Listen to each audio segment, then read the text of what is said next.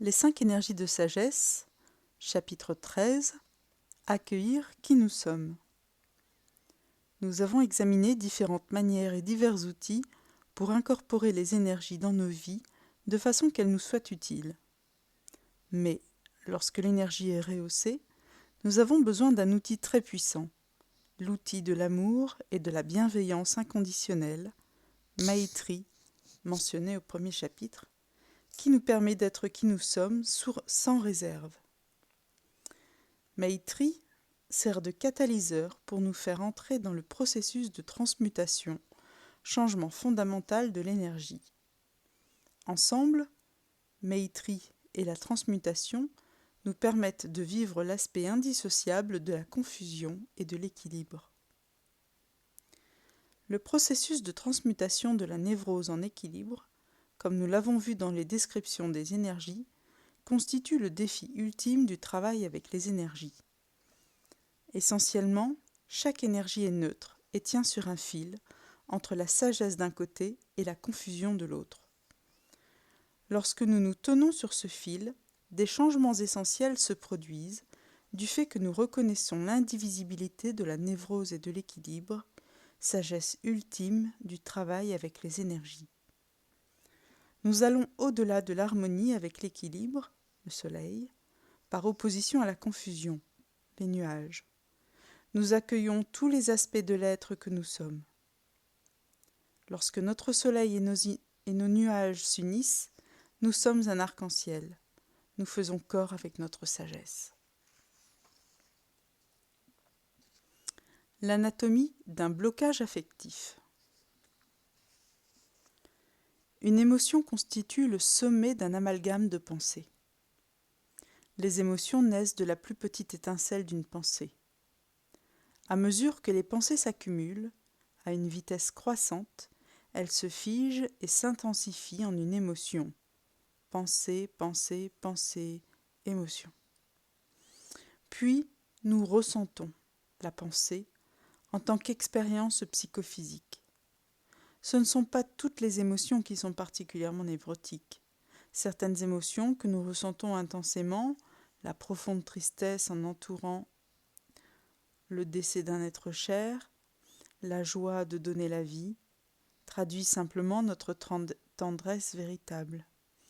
Mais toute émotion peut se figer, et c'est ce blocage que nous allons aborder dans cette section. Lorsque nous vivons le côté névrosé d'une émotion, notre bavardage mental échafaude ingénieusement une solide narration pour justifier comment nous nous sentons. Nous appelons cela le scénario. Étant donné que nous avons tendance à considérer nos pensées comme tout à fait croyables, nous nous identifions beaucoup à nos émotions.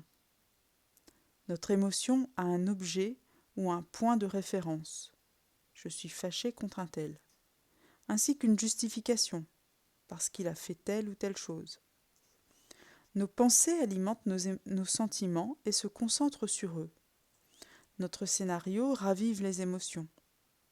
Nous nous trouvons enracinés dans le cycle de l'intensité affective appelé royaume. Pour passer les royaumes en revue, consultez le chapitre 3. Comme nous nous identifions si fortement à nos scénarios affectifs, il est difficile d'y renoncer. Ils nous justifient, nous confirment. Je veux être en colère, je veux être jalouse, je veux être morose, c'est ma vérité. Nous sommes fidèles à notre version de la réalité. Nous nous y accrochons comme si le fait de lâcher prise face à nos émotions allait anéantir le monde que nous connaissons. Si je me languis d'un amour perdu, renoncer à cette mélancolie signifie que le drame entourant ma rupture s'est dissipé et donc une partie de moi est disparue aussi. Lorsque nos émotions deviennent trop douloureuses, notre plus grand désir est de nous en débarrasser. Nous ne voulons pas en ressentir l'intensité. Et nous empruntons différents moyens pour y arriver. Certains d'entre nous refoulent la colère, la jalousie ou la passion en niant les ressentir. Nous les réprimons parce que nous croyons que ces émotions sont honteuses ou trop accablantes. Nous pourrions même penser que nous nous sommes libérés de ces émotions. Nous pouvons faire semblant, mais À moins d'avoir d'abord pleinement ressenti ces émotions, nous nous faisons probablement des illusions. Notre colère ou notre passion est encore en nous, prête à surgir à tout moment. Ou bien, nous pouvons être extrêmement fâchés, mais tellement pris par notre scénario que nous ne sommes même pas conscients de nos émotions. Nous nous en tenons à notre version figée de la réalité comme le moyen de défense contre l'émotion. Quelqu'un pourrait nous dire « Tu as l'air extrêmement fâché » et nous le nierions en répondant sèchement « Je ne suis pas fâché ». Ou bien quelqu'un pourrait dire « On dirait que tu es en train de tomber amoureuse de lui ». « Oh non, c'est juste un ami », allons-nous répondre. Dans le cas de la jalousie, ce pourrait être « Pourquoi le dénigres-tu tout le temps et pourquoi t'agace-t-il un temps ?» Ce n'est pas vrai, c'est juste qu'il a besoin de rétroaction. Refouler les émotions mène à la maladie mentale et physique. Les émotions demeurent prisonnières en nous. Parmi les autres stratégies utilisées pour tenter de se débarrasser des émotions, il y a le passage à l'acte. Nous explosons ou donnons libre cours à nos émotions d'une façon ou d'une autre. Tout comme le refoulement, il s'agit simplement de couper le lien avec l'énergie. Le passage à l'acte provient de la peur que notre colère ou notre passion ou notre jalousie soit trop lourde à supporter. Mais si le fait de crier après quelqu'un ou de menacer de nous tuer peut sembler nous soulager, cette approche perpétue plutôt l'enchevêtrement émotif. Cela ne fait qu'intensifier nos émotions et créer davantage de confusion. Que notre style soit de déverser nos émotions sur nous-mêmes en les réprimant ou de les déverser sur quelqu'un d'autre en passant à l'acte, il existe une autre solution pour s'en débarrasser. La meilleure façon de travailler avec nos niveaux d'énergie exacerbés est de nous en faire des amis. Si difficile qu'il soit de travailler avec des émotions intensifiées et les projections qui en découlent, il est possible d'en tirer avantage. Ces émotions expriment haut et fort ce qui se passe. Si nous pouvons prendre du recul, examiner nos projections et le drame qu'elles ont créé, il est possible de les voir comme de l'énergie, le jeu de couleurs, la qualité, les textures. En faisant appel à Maitri, amour et bienveillance inconditionnelle, on se dote d'un outil pour transformer la confusion en équilibre. C'est là le défi ultime du travail avec les énergies.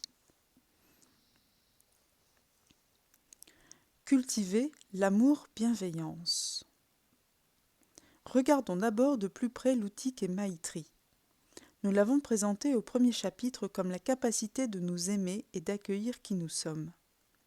Maitri, c'est démontrer une bienveillance inconditionnelle envers soi-même. Nous accepter tels que nous sommes, dans notre équilibre, comme dans notre confusion, est la clé pour ouvrir notre cœur.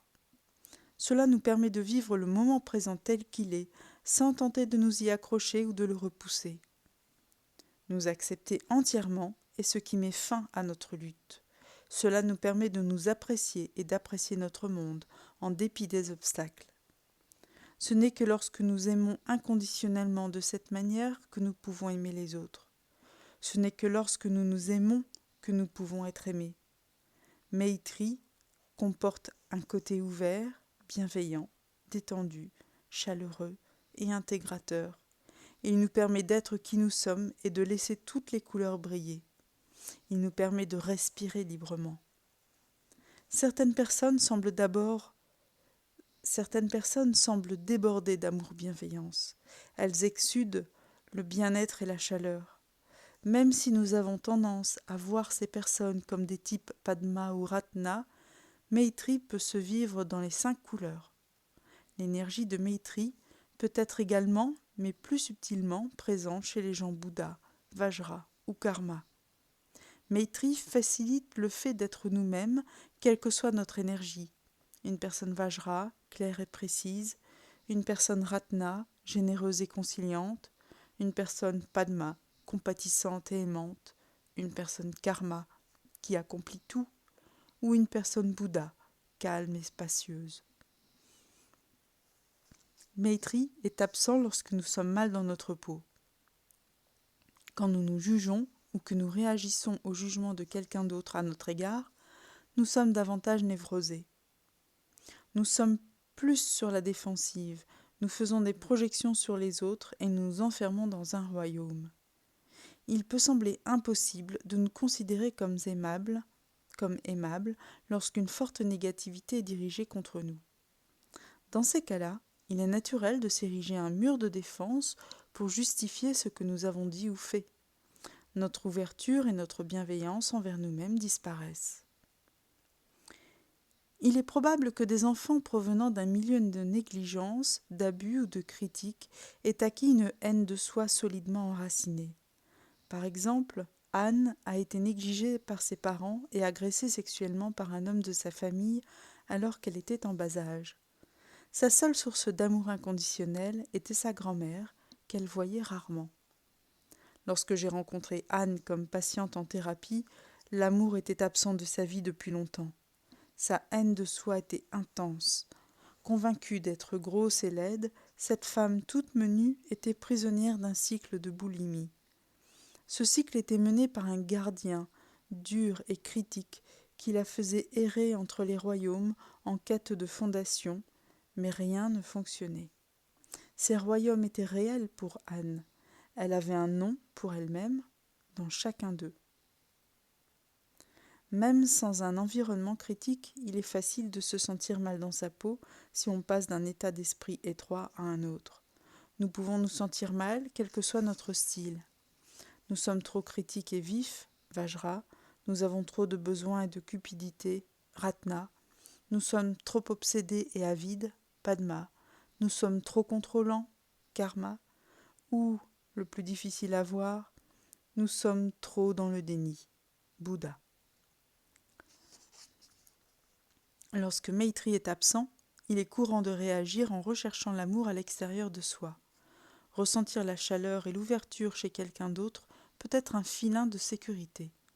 Certains trouvent l'amour inconditionnel dans leurs relations intimes, partenaires amoureux et amis, d'autres auprès de thérapeutes ou de professeurs. Ultimement, il s'agit de l'intégrer, de cultiver Maitri à l'intérieur de soi. Il est toutefois beaucoup plus facile de faire l'expérience de Maitri lorsque l'environnement en est imprégné. Parfois, tout ce qu'il faut pour susciter l'amour de soi est un sourire ou un câlin de quelqu'un d'autre. Je savais qu'Anne avait besoin d'être entourée de Maitri. Sa grand-mère l'avait bercée en chantant. J'en ai fait autant.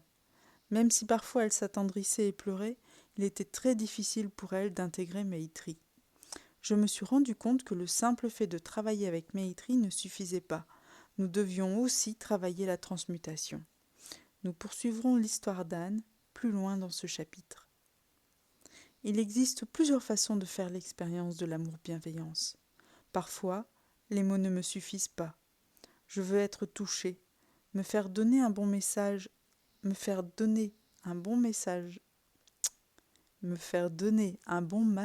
sensuel adoucit mes angles et je me sens ensuite chaleureuse et intégrée. Maitri passe par les mains. Les guérisseurs le savent très bien. Parfois la musique peut attendrir. L'adagio d'Albinoni ou l'air sur la corde de sol de Bach me tire les larmes. Un massage en musique constitue une combinaison magique d'imprégnation de Maitri. Les aspects de Maitri. Maitri comporte différents aspects, chacun approfondissant notre compréhension de son fonctionnement. C'est l'intelligence de Maitri. Ces aspects sont souvent, mais pas toujours, vécus dans l'ordre qui suit. 1. Maitri comporte un élément de familiarité. Cela signifie connaître nos schèmes habituels. Ils ne nous abandonnent pas, ce sont comme de vieux amis. Nous savons que nous avons une tendance dans une certaine direction, trop autoritaire, karma, trop tranquille, Bouddha, trop critique, Vajra. 2. Maitri est synonyme d'accommodation. Après nous être liés d'amitié avec notre tendance habituelle, nous ne nous détestons plus à cause d'elle. Lorsque nous voyons l'intensité de notre énergie fermée, quand nous nous fâchons contre quelqu'un par exemple, Nous n'essayons plus d'éviter ce qui se produit. Nous le laissons se produire, nous accueillons notre névrose et nous attendons ainsi notre palette d'états énergétiques acceptables. 3. Nous laisser imprégner par la chaleur de Maitri favorise la détente. Cela nous permet d'être doux et gentils envers nous-mêmes.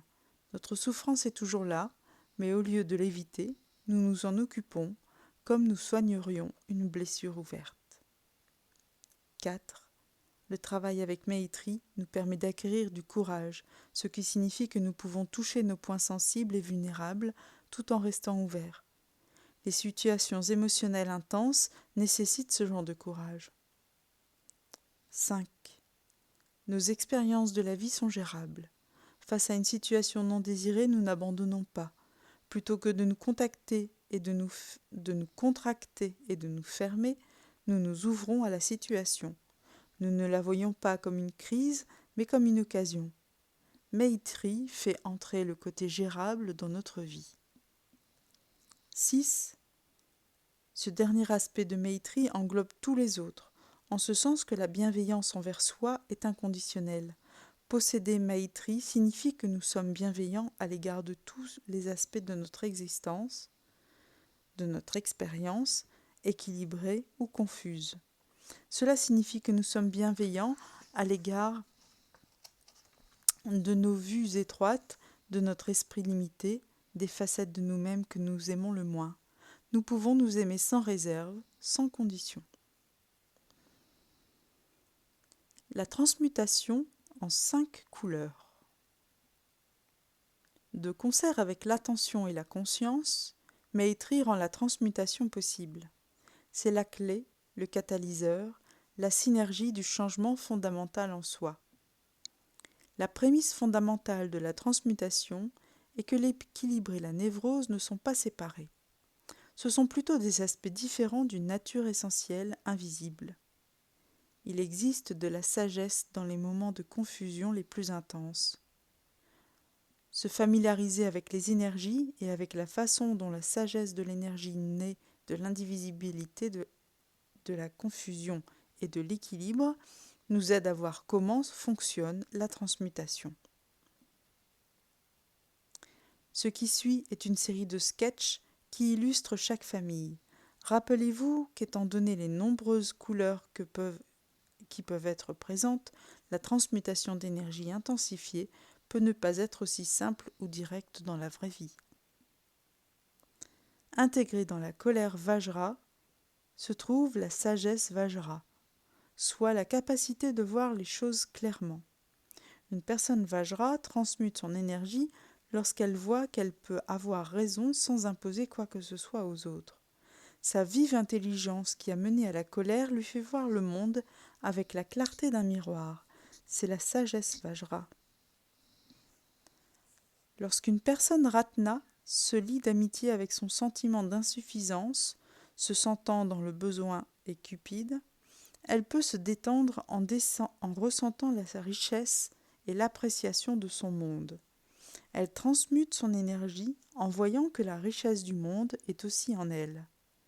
Elle éprouve un sentiment de sérénité, la sagesse de Ratna. Lorsqu'une personne Padma cesse de manifester les situations pour éviter... Lorsqu'une personne Padma cesse de manipuler les situations pour éviter ce qui est douloureux et attirer ce qui est agréable, elle transmute le fait d'être critique et de s'accrocher en une conscience pleine de discernement. Sa capacité à être en contact avec le monde à partir d'un niveau intime lui permet d'être très sensible aux différences subtiles des environnements intérieurs et extérieurs, une conscience remplie de discernement, la sagesse Padma. Le déploiement d'activités d'une personne karma, alimentée par la paranoïa et la jalousie, se relâche lorsque sa passion n'est pas alimentée par un sentiment d'incompétence. Elle transmute son esprit de compétition lorsqu'elle se rend compte qu'elle peut accomplir tout ce qu'elle veut avec facilité et dans les délais, d'une manière appropriée, soit la sagesse agissante de karma. Chez une personne Bouddha, l'immobilité et le fait de ne pas tenir compte des choses, son aspect confus, se transmute en spaciosité lorsque la personne est détendue et qu'elle commence à considérer que tout est parfait. Elle transmute son énergie en constatant que, puisqu'il n'y a pas de quoi s'en faire, il n'y a pas de raison de se retirer. Elle peut incarner la spaciosité qui englobe tout. C'est la sagesse de Bouddha.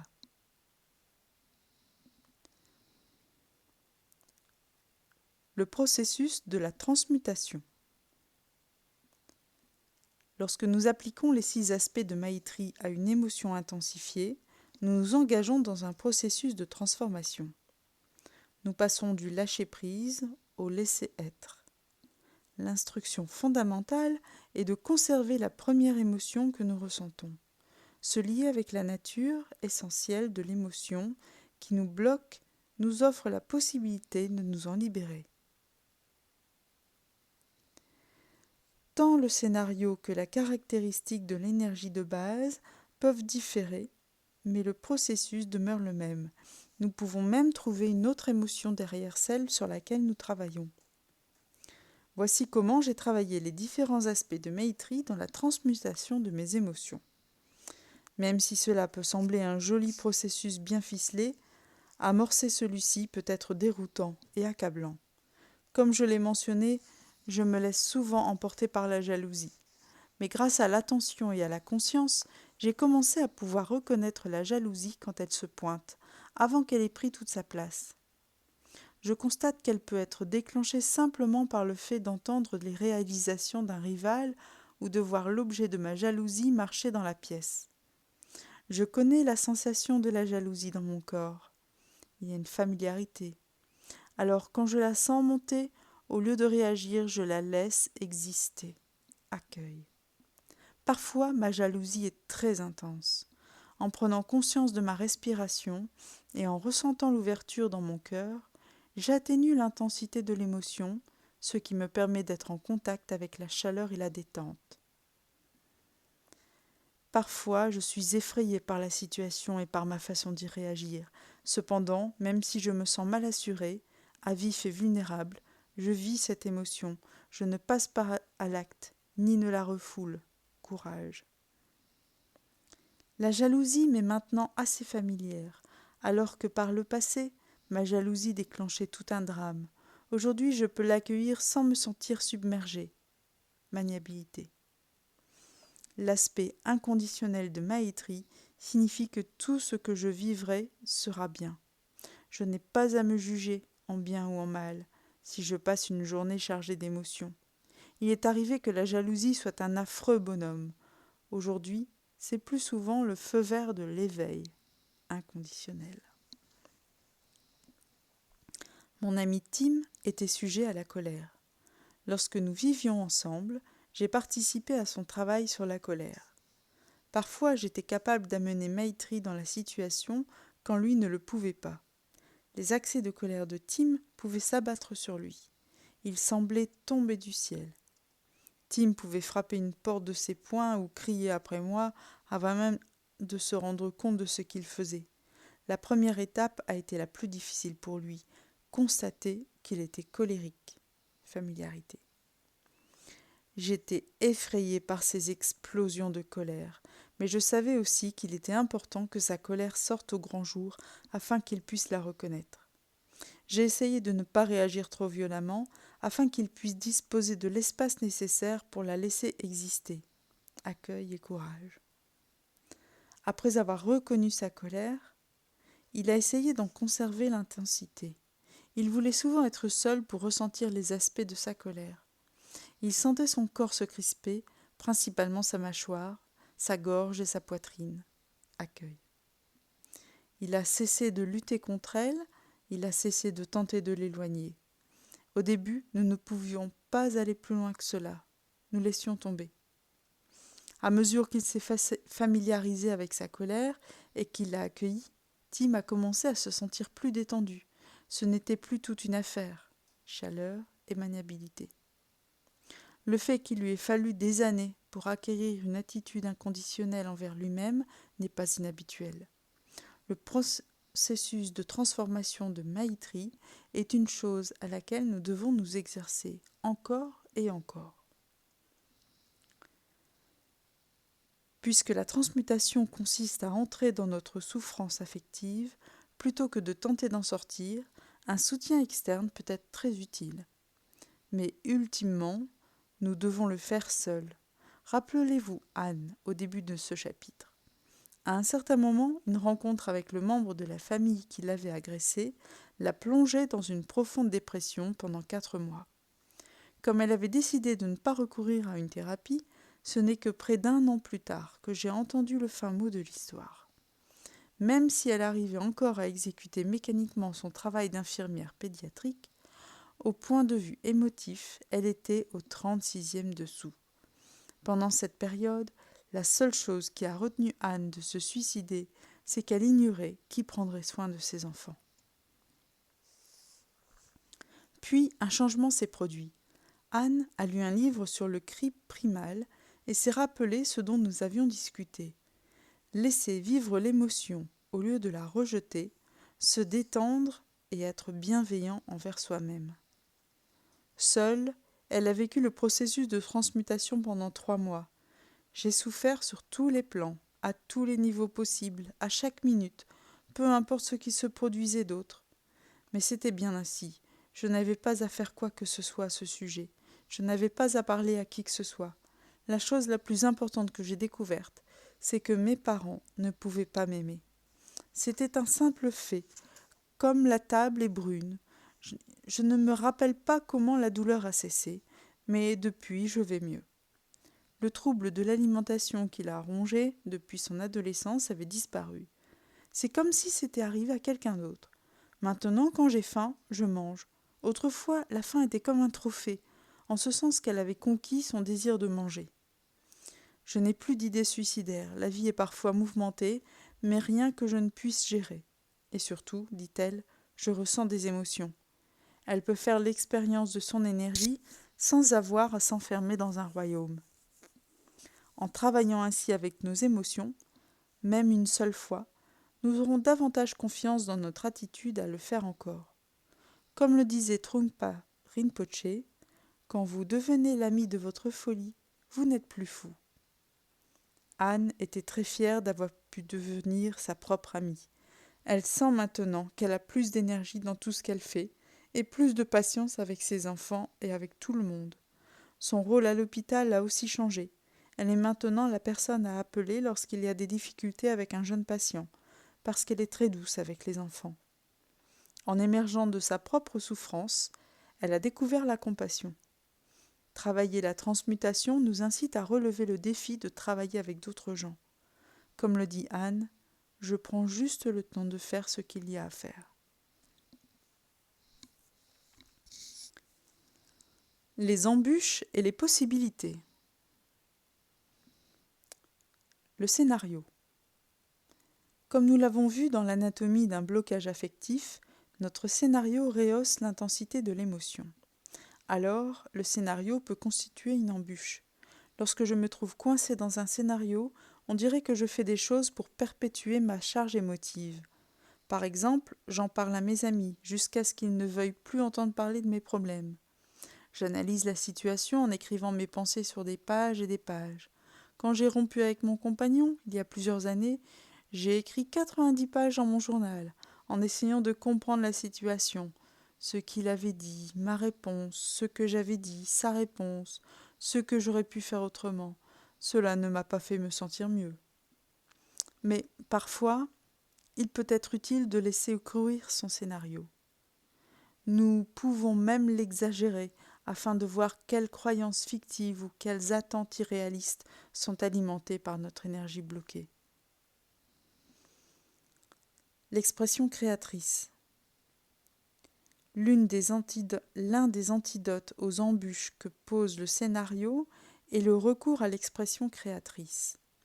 Elle nous fait sortir de nos pensées pour nous pousser à nous concentrer sur l'immédiateté du travail pratique. Elle nous permet de conserver l'émotion à un niveau énergétique sans que nous ayons à la manifester ou à la refouler. Parfois, J'écris à propos de l'expérience émotionnelle au moment où elle arrive, telle l'écriture dans le courant de la conscience ou la poésie spontanée. Plutôt que d'analyser, je vis l'expérience en parcourant brièvement le papier avec mon stylo. Quand je sens que je commence à analyser, comme lorsque je rédigeais mon journal plus haut, je reviens à ce qui est immédiat, mes sentiments. La danse a été ma première façon d'exprimer mes émotions. Lorsque ma mère est décédée, j'ai passé une année à créer une danse intitulée Élégie. Je dansais et pleurais, dansais et pleurais. C'est ainsi que j'ai fait mon deuil et que j'ai traversé les divers stades de transformation qui ont suivi sa mort. Parfois, j'avais l'impression de me complaire dans ma souffrance, de m'apitoyer sur ma peine. Mais j'avais également conscience du changement de mon état émotif, parce que je l'ancrais dans mon inactivité. La danse se terminait sur une note de joie. Se laisser aller, réprimer ou conserver l'énergie. Comment pouvons-nous dire si nous cédons à nos envies, si nous les réprimons ou si nous conservons l'énergie? Nous pouvons commencer à discerner ces stratégies en devenant conscients de ce qu'elles nous font ressentir. Se laisser aller en manifestant ses émotions peut être explosif. Les refouler semble froid et figé. Conserver l'énergie du moment, d'une manière ouverte et curieuse, semble intense, mais c'est aussi salutaire, spontané et approprié. Lorsque je me laisse aller à mes émotions ou que je les refoule, je me sens épuisé. J'agis impulsivement, sans synchronisme.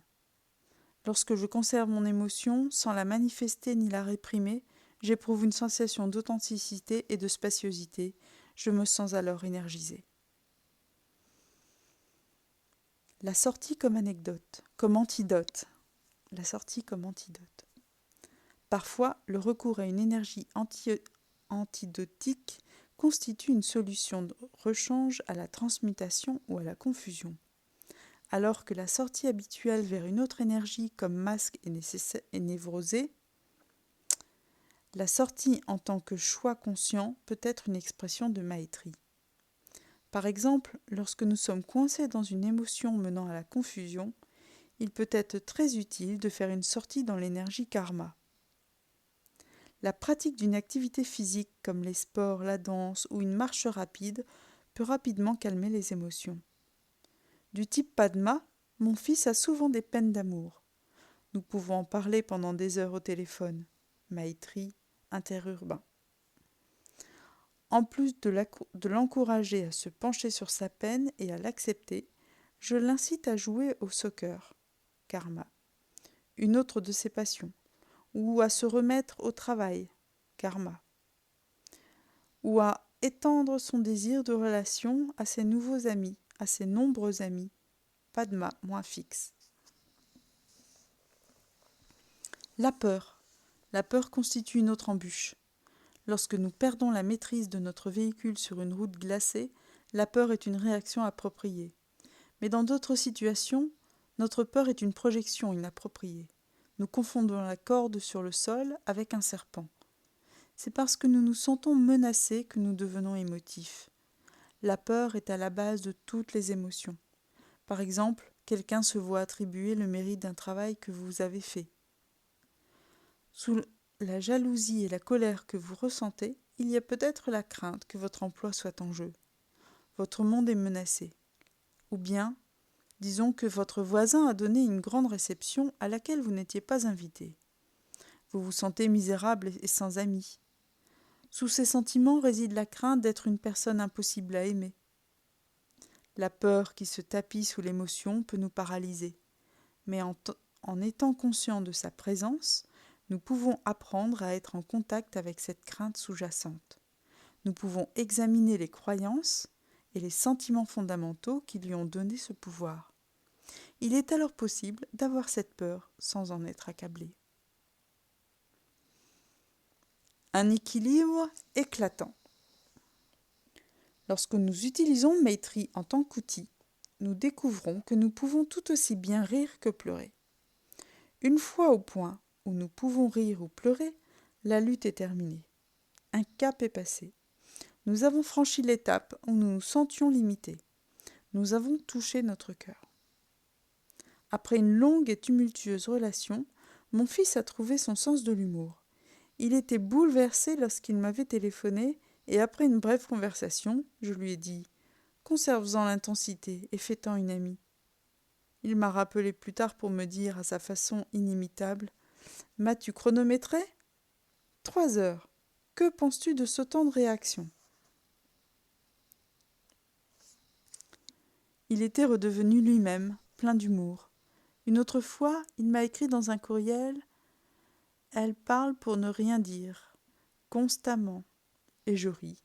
Et c'est si bon de rire. Il y a quelque chose dans le rire qui est plus qu'un simple plaisir. C'est un genre d'acceptation fondamentale. Maïtri est une affaire de cœur. Le cœur est ce qui expérimente la plénitude des énergies. Lorsque nous laissons notre expérience être exactement ce qu'elle est, nous pouvons voir l'intelligence et l'éclat dans nos perceptions. Lorsque nous accueillons les énergies en nous-mêmes, nous commençons à faire confiance à notre équilibre intrinsèque. Il commence à briller. Notre équilibre éclatant, la pureté de notre énergie, se révèle. Maïtri est la clé qui ouvre la porte de notre équilibre éclatant. Nous portons allégeance à notre équilibre. Comme le dit mon fils, on se sent mieux quand on est heureux. Exercice. Cultiver Maïtri et la transmutation. Si vous n'avez pas l'habitude de travailler avec une énergie intensifiée, faites cet exercice en groupe ou avec quelqu'un qui peut montrer de la compassion.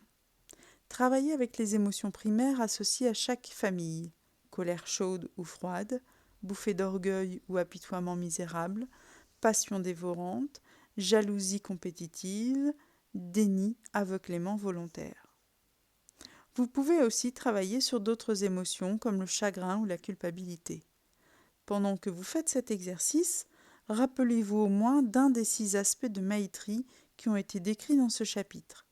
La familiarité, l'accueil, la chaleur, le courage, la maniabilité et le caractère inconditionnel. Numéro 1. Position assise. Asseyez-vous pendant une dizaine de minutes en vous contentant d'être. Lorsque vous sentez votre esprit vagabonder, concentrez-vous sur votre respiration. Laissez votre esprit se calmer, puis fermez les yeux. Numéro 2. Intensification. Cherchez quelque chose de douloureux qui vous est arrivé récemment et qui porte une charge émotive. Si une autre personne est impliquée, imaginez son visage comme objet de votre émotion.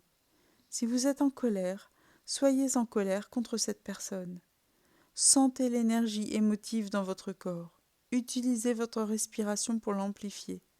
Laissez le scénario alimenter et justifier l'émotion. Laissez tout votre corps ressentir l'énergie. Sentez vos muscles se contracter, particulièrement dans votre visage, vos mains, vos bras et le haut du corps. Adoptez une posture qui exprime vos émotions. Si des sons veulent se manifester, laissez-les sortir. Poursuivez l'intensification jusqu'à ce que vous ressentiez l'énergie uniquement comme de l'énergie, sans parti pris pour le côté ouvert ou fermé. Numéro 3. Transmutation.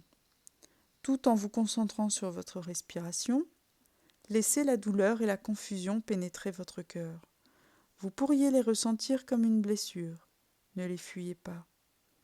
Puis, dans une grande respiration, inondez votre cœur de Maïtri, une énergie douce, chaude et attendrissante.